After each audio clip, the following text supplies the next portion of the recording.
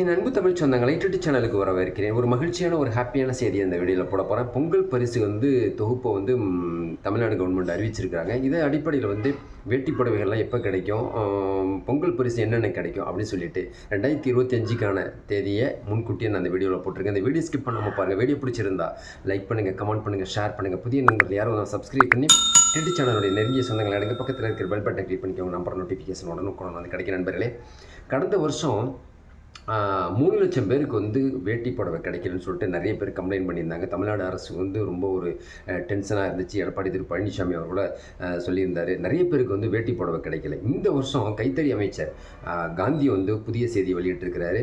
25/11/2024 புதிய செய்தி என்னென்னு கேட்டிங்கன்னா, இலவச வேலை சேலை வேட்டியோட பரிசு தொகுப்பையும் கொடுக்கலாம்னு சொல்லிட்டு தமிழ்நாடு முதலமைச்சர் சொல்லியிருக்கிறாரு அப்படின்னு சொல்லியிருக்கிறாங்க. இதன் அடிப்படையில் 1,77,00,000 வேட்டி புடவைகள் தயார் நிலையில் இருக்குது. இது குறிப்பாக திருப்பூர், ஈரோடு மாவட்டங்களில் கைத்தறியில் நெய்யப்பட்ட வேட்டிகள், சேலைகள், வேட்டிகள் சொல்லியிருக்காங்க.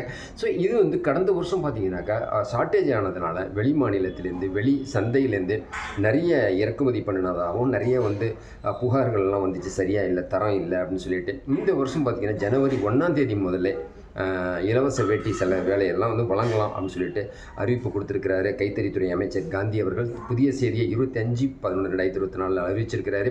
இதன் அடிப்படையில் பரிசு தொகுப்பு கொடுக்க போகிறதா சொல்லியிருந்தாங்க இல்லையா.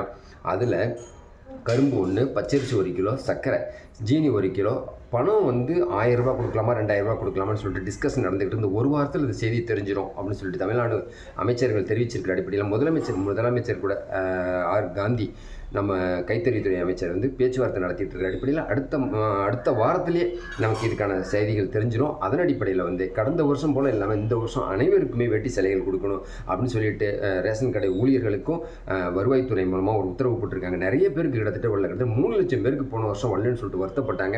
அதன் அடிப்படையில் இந்த வருஷம் கண்டிப்பாக அதாவது பொங்கல் பரிசு தொகுப்போட பணமும் இருக்கும் அப்படின்னு சொல்லிட்டு பணம் 1000 ரூபாய் 2000 ரூபாய்ங்கிறது அடுத்த வீடியோவில் நான் சொல்கிறேன். நண்பர்களே, இந்த வீடியோ கண்டிப்பாக உங்களுக்கு பிடிச்சிருக்குன்னு நினைக்கிறேன். இந்த வீடியோ பிடிச்சிருந்தா லைக் பண்ணுங்கள், கமெண்ட் பண்ணுங்கள், ஷேர் பண்ணுங்கள். புதிய நண்பர்கள் யாரும் சப்ஸ்கிரைப் பண்ணி யூடியூப் சேனலுடைய நெருங்கிய சொந்தங்களை அடுங்க. பக்கத்தில் இருக்க பெல் பட்டனை கிளிக் பண்ணிக்கோங்க.